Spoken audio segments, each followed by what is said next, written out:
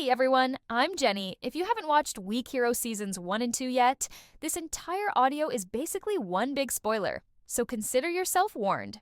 Lately, I've been completely falling for Gotak's character, but a subscriber asked me to analyze the Baku and Baekjin dynamic, which I found super interesting.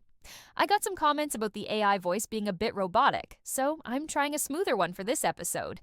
If deep character analysis isn't your thing, feel free to skip. Ahead, today I'm diving into the fascinating relationship between Baku and Baek-jin. But we can't talk about these two without including Gotak, who's basically the third point in their relationship triangle, so I've added him to the mix. Park Hoo-min, the son of Yoonjong High Baku, is the justice-filled leader of Yoonjong High School. As basketball team captain and the person who maintains order at Yoonjong, he's famous for his strength but absolutely can't stand injustice. What's interesting is how different he is from Suho in Class 1, right? Suho only moves for Si-eun, so he's not really a leader in the traditional sense, but Baku is a true group leader who acts for everyone's benefit. Ryoun, who played Baku, said in an interview about his character's appeal, "He's a leader, righteous, and seems more mature than his peers.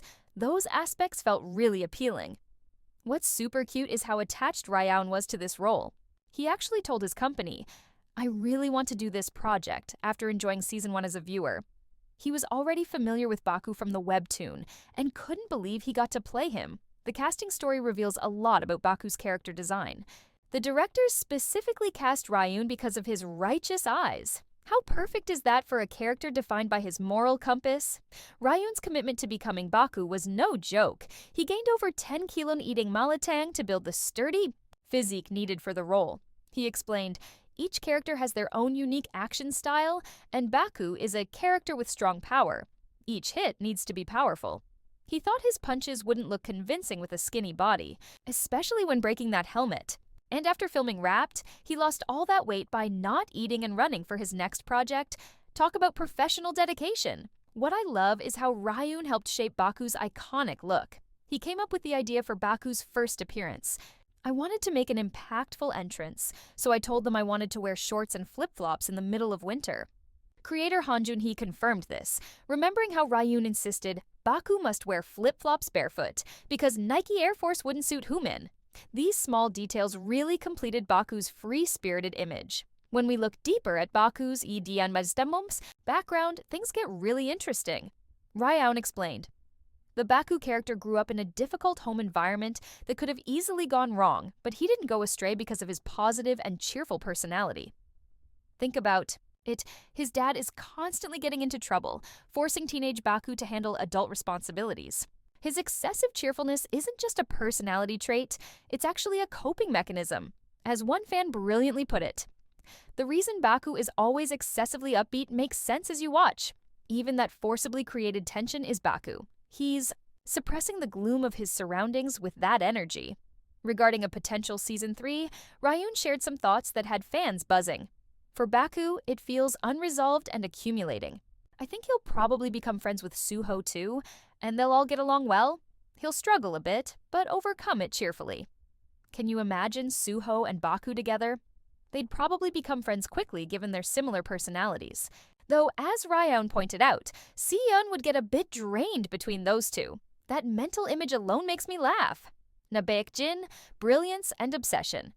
Now let's talk about Baek-jin. He's a guy smart enough to be recognized throughout the school and smart enough to make that much money at such a young age. But despite this intelligence, he does all sorts of irrational actions just to make Park Hoo-min his person. His obsession is so intense that it makes you wonder, if this isn't love, then what is it? Bae Nara, who played Baek-jin, summed it up perfectly in an interview. "I think Baek-jin wanted to possess Baku. What makes Baek-jin such a fascinating character is this contradiction. He appears calm and intellectual on the outside, capable of running a complex organization, like the Union, but he completely loses control when it comes to Baku. There's something psychologically revealing about a character who can maintain perfect composure in every area, except this one relationship. Beneath his power as the Union's leader lies someone with a vulnerable inner self. His obsession with Baku goes beyond simple possessiveness. It's tied to his very identity and sense of self-worth. The breaking point. Gotak's injury, the decisive moment that turned Baku and Baekjin from best friends to enemies. Gotak's injury. The final breaking point between them was because Baekjin ordered Geum-seong-jae to destroy Gotak's leg, and this betrayal hit particularly hard because the three of them had been friends since childhood. Their relationship really is a perfect triangle. Baku and Baekjin were originally friends who would die for each other. But everything changed when Gotak, who practiced taekwondo, injured his ACL because of Baekjin and could no longer do sports, so Baku turned away from Baekjin. Ryoun's explanation in an interview gives us crucial context. I taught fighting to Baekjin, who used to get beaten up as a child, to help him. Things went wrong after that. Here's the tragic irony. Baku taught Baekjin to fight to protect him, and that very knowledge ended up corrupting Baekjin and destroying their friendship. Baku just wanted to stop Baekjin's wrongdoings, but ended up losing a friend. This creates such a heavy guilt for Baku, similar to what Si-eun experienced with Suho. Remember that heartbreaking scene where Baku cries that Baekjin Gotak and eventually Si-eun got hurt because of him? Gets me emotional every time I rewatch it. High school frenemies, an emotional tug-of-war by. The time we see them in high school, Baku and Baekjin's relationship has evolved into something complex and emotionally charged. Ryoun described it as, Baku mostly feels hatred toward Baekjin, but later he feels guilty thinking that if he hadn't taught him how to fight, things wouldn't have gone this far. I tried to express the pain and love-hate relationship toward Baekjin. This love-hate dynamic shows up even in their fight scenes. Did you notice how Baekjin didn't deliver the final blow when Baku was staggering? I think it's because he actually didn't want to see Baku lose. And when Baku smiles again, there's this moment where Baekjin seems relieved, almost like he's thinking, yes, you wouldn't lose.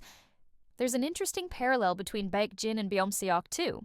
Baekjin says to Baku, I'm sorry, but you should apologize to me too. You should understand me, which mirrors what he says to Si-eun. It's like, Si-eun, who couldn't hit Beom-seok, is now watching the broken relationship between Baku and Baekjin. Beom-seok and Baekjin crying are also mirror images. The show creates these neat psychological patterns across different character relationships. Baku and Gotak, authentic friendship. The chemistry between Baku and Gotak is something special. Ryoun revealed, I had physical contact with Go Hyun-tak, played by Lee Min-jae, even when the camera wasn't rolling. To appear natural, we joked around and spoke comfortably on set. Just look at that scene where Baku is glaring when someone asks if he put malatang in his hair, and Gotak grins at Baku's hair while lying down after being beaten. Their relationship is so comfortable and genuine. What makes their friendship feel so real is that Gotak treats Baku like a normal person, not some idol or possession. As one viewer pointed out, right before this scene, Baku entered the union and beat everyone up, but Gotak doesn't know about any of that.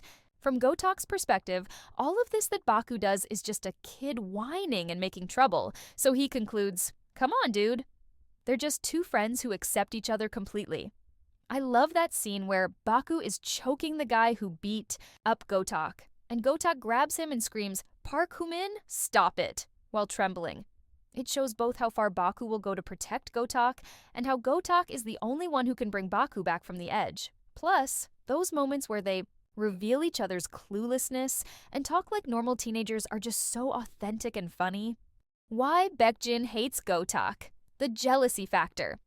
The Baku-Gotak-Baekjin relationship dynamic is so good, right?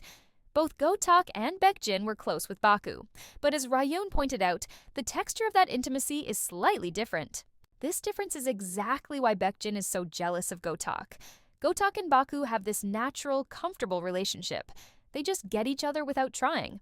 Meanwhile, Baekjin desperately wants Baku's recognition and affection, but keeps trying to force it, which only pushes Baku further away. Remember when Baekjin orders Baku to steal a motorcycle, and Baku refuses? That moment when he tells Baekjin, you and I really don't match, before leaving the union to save Gotak and Juntae shows just how fundamentally incompatible they've become. I think even without Gotak's injury as the catalyst, Baku and Baekjin would have grown apart in high school. Baku is described by everyone as this sun-like existence as Yoonjung's group leader, while Baekjin wanted to exclusively possess that sun all for himself. That kind of relationship was never going to last.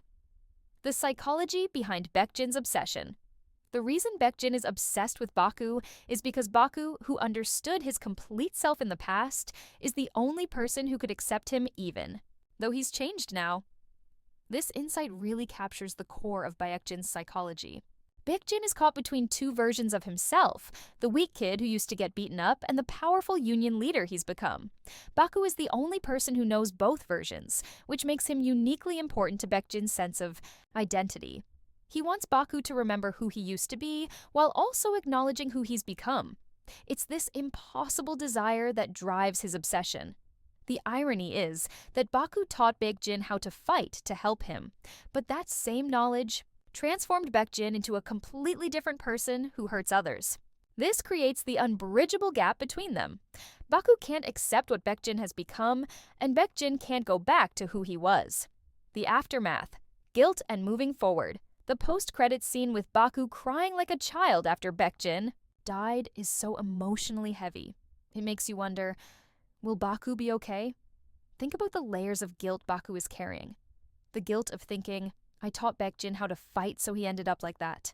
The guilt that Gotak lost his dream because of me, and adding to that, the guilt over Baekjin's death.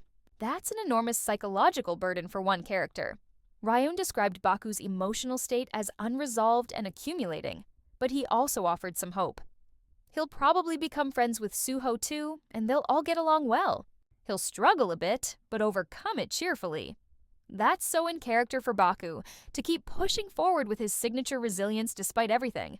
To wrap things up, the relationship between Baku and Baekjin isn't just friendship or hatred, it's this complex emotional tug-of-war involving deep understanding, betrayal, obsession, loyalty, guilt, and longing all mixed together. Gotak serves as both the catalyst for their falling out and the contrast that highlights what a healthy friendship with Baku actually looks like. As Bai Nara confirmed in a recent commentary, Gotak is an object of jealousy for Baekjin precisely because he has the genuine connection with Baku that Baekjin desperately wants but can't achieve. Looking at the unprejudiced, generous, silly Baku makes my heart feel so good. And I think that's why he's such a standout character. Despite his difficult past and all the pain he experiences, he maintains this core goodness that draws others to him. What do you think about these character dynamics? Drop your thoughts in the comments. I'd love to hear your take. See you in the next episode.